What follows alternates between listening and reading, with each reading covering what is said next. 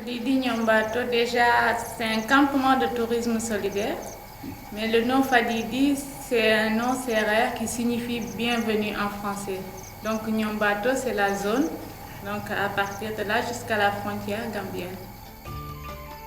Depuis plus de 10 ans, l'association Lorraine Nyambato œuvre pour le développement d'un tourisme solidaire et responsable au Sénégal. Fadidi est né entre la rencontre d'un Sénégalais et d'un Français. Ils étaient intéressés tous les deux à créer un campement de tourisme solidaire. Ils en ont parlé à d'autres amis. Chacun a donné le montant qu'il pouvait. Et donc c'est comme ça que c'est financé et créé Fadidi. Tout derrière, c'est ça? Ouais, c'est la tourterelle maillée. C'est au nord de la Gambie, près de la ville de Sokone, que le camp de Fadidi Nyambato accueille les voyageurs.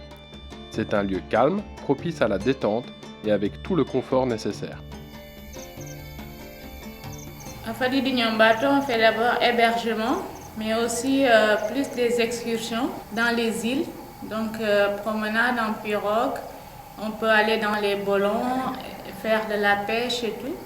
Et aussi dans les villages pour découvrir le quotidien des villageois, donc leur manière de vivre, leur culture. J'ai demandé si la famille va bien. Ça va bien. Qui répond oui, ça va bien. Il est au cœur du projet de développement porté par l'association. Le lieu est géré collectivement par les 5 villages alentours et les bénéfices générés par les séjours ont des retombées directes sur les emplois et les infrastructures locales. Là, les gens sont très contents de Fadidi parce qu'il y a les retombées qui participent au développement du village, au projet. Donc, par exemple, au village de Ndofane, Fadidi a créé un poulailler. Les bénéfices de ce poulailler servent à acheter des fournitures scolaires pour les enfants. Okay. C'est là, voilà. Tiens. Des séjours ornithologiques et naturalistes sont régulièrement organisés en lien avec les objectifs principaux de l'association que sont l'échange et la découverte entre les peuples et les cultures.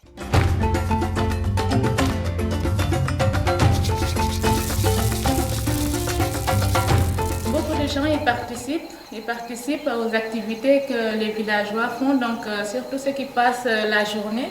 Donc ils peuvent aller au champ avec les gens et préparer le repas de midi, aller puiser de l'eau au puits, piler le mil et récolter des arachides et tout. Moi, ce que je trouve intéressant, déjà, c'est la relation qu'on peut avoir avec un pays d'Afrique, faire découvrir aux gens du coup la culture sénégalaise avec les gens, aller dans les villages, ça je trouve ça vachement intéressant, avoir un contact avec les gens d'ici et du coup découvrir aussi tous les milieux qu'on peut trouver autour du Saloum, quoi, avec des guides français et aussi des guides sénégalais. Partir vers cette partie-là, on peut excentrer vers la Gambie, l'île aux oiseaux. On sera à l'île aux oiseaux peut-être jusqu'au coucher du soleil et descendre vers Betenti. Le camp est donc le point de départ de sorties naturalistes ou culturelles qui peuvent s'effectuer en famille et qui sont tournées vers la biodiversité, la vie locale et la culture sénégalaise. En fonction des saisons, des opportunités ou de vos envies, les excursions peuvent se faire à pied, en charrette, en pirogue ou encore en taxi. Elles s'effectueront à la demi-journée, à la journée ou sur plusieurs jours.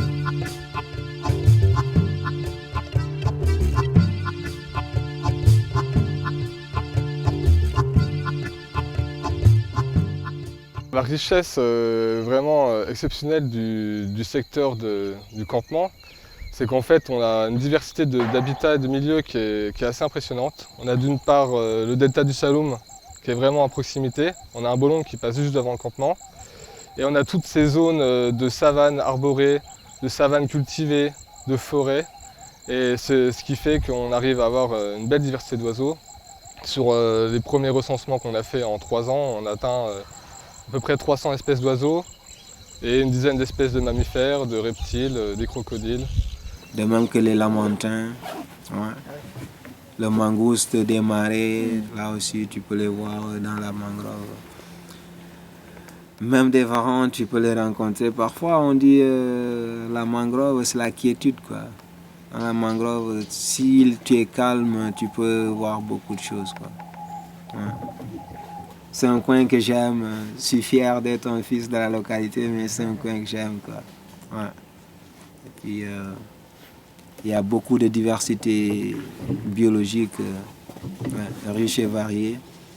Et il faut être sur le terrain pour pouvoir savourer ça, quoi.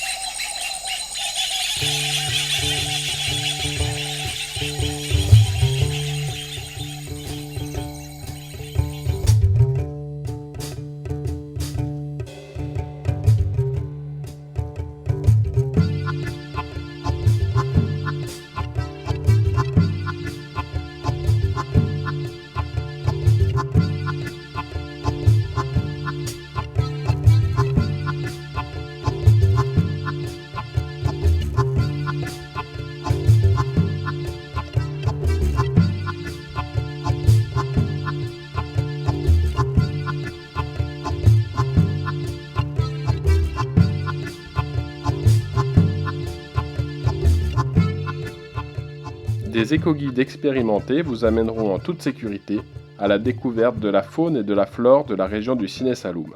S'il y a des gens qui passent, donc je les amène sur l'île. Donc on fait un peu de balade dans les coins pour voir les oiseaux. L'aventure se vit ici, jour après jour, au contact direct de la nature et des paysages.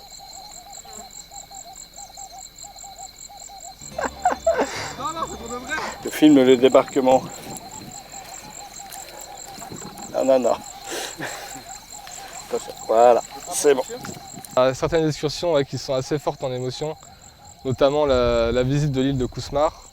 C'est une île sur laquelle il y a un reposoir de milliers d'oiseaux, donc notamment des faucons cresserellettes qui viennent de chez nous, en France, sud de la France, et en plus des élanions noclaires, qui eux sont des oiseaux d'ici. Et au petit matin, on voit tous les faucons qui décollent de l'île, et c'est vraiment des moments inoubliables, autant pour la beauté du paysage que pour tous les oiseaux qui s'envolent. Et après, des fois, on passe la nuit à Kousmar, juste pour voir les hyènes, pour voir quoi ça donne.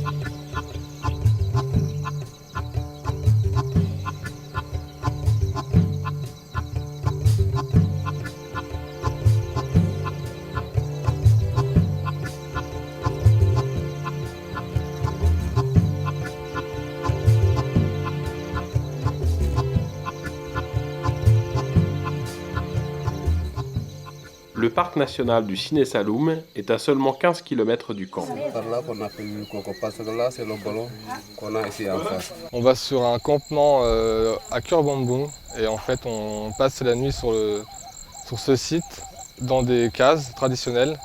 Et la nuit on a cette ambiance sonore avec des hyènes en fond, des hiboux, des chouettes qui chantent, tous les bruits de la faune de la savane africaine et c'est vraiment très, très sympa. Le parcours à pied dans la mangrove donc on est vraiment complètement immergé dans ce milieu atypique et étranger pour nous français et c'est vraiment chouette.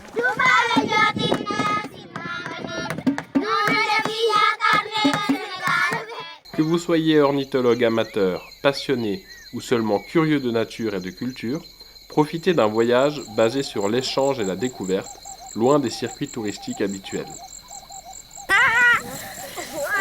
N'hésitez pas à contacter l'association Lorraine Nyon Bateau pour connaître les dates et le détail des séjours proposés.